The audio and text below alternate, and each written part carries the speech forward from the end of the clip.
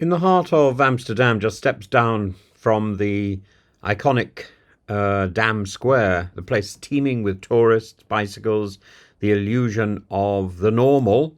This scene of horror unfolded yesterday. 5 people were stabbed in broad daylight. And among the injured, 2 elderly American tourists, a young Dutch woman, a Polish man, a Belgian woman in her 70s.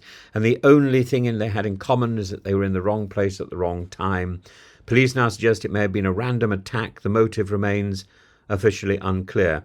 But while the motives may be murky, the facts are not. A young man, described as blonde hair, carried out the assault with a knife at least 10 centimetres long before being bravely restrained, not by a police officer but by a bystander. That citizen, whose name is not yet public, physically overpowered the attacker, knelt on him for 5 excruciating minutes and waited for the authorities to arrive. In the moment when chaos reigned, he stood firm, alone, unarmed.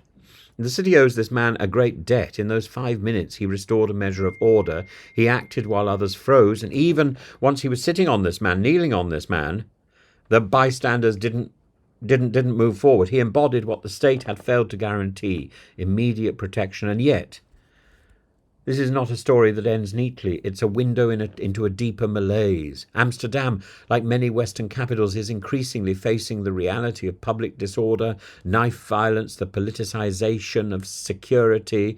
Mayor Femke Halsema has an avowed left-wing politician, offered the requisite words of comfort, stating her heart goes out to the victims, but hearts are not enough. Sympathy is not strategy. What Amsterdammers want is not just mourning, they want governing. It's not reactionary to point out that crime has been rising in Amsterdam. According to Dutch police reports, violent crime, drug-fueled assaults, gang activity have all been trending upwards.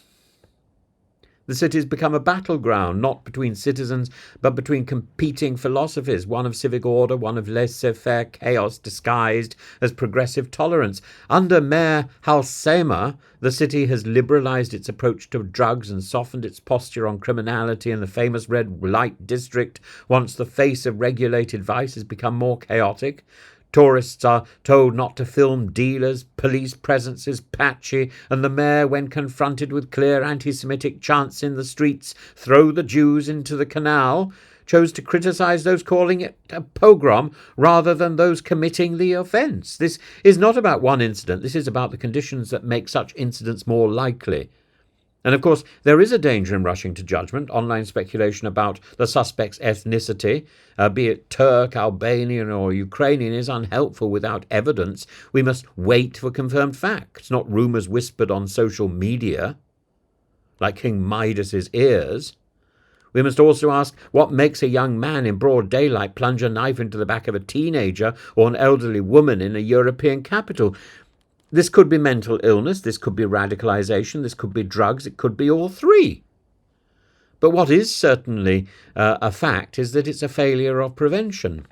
And the Amsterdam police, to their credit, locked down the area rapidly. But this too raises a question: are we becoming so accustomed to attacks in public spaces that we've become reactive rather than proactive? The heroic citizen who restrained the attacker didn't have access to the resources of the state. He simply had courage. And yet he succeeded in preventing more injuries than perhaps the entire apparatus of public safety in that moment. What does that say when heroism falls to ordinary people and leadership appears to be in hiding? This is the challenge of modern Europe.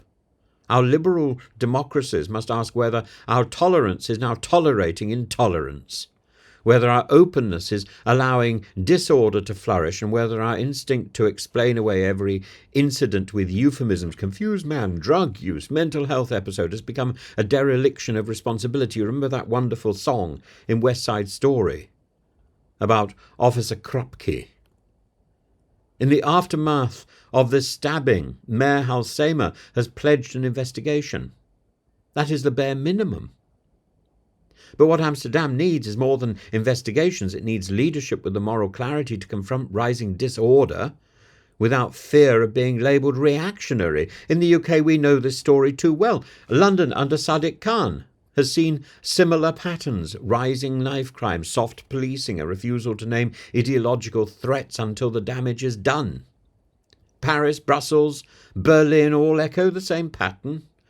A fraying of the social contract, a reluctance to enforce civic order. And so the real question is not simply who stabbed these 5 people in Amsterdam. The real question is who let it happen, and how many more bystanders will have to risk their lives before those in charge remember what their jobs are.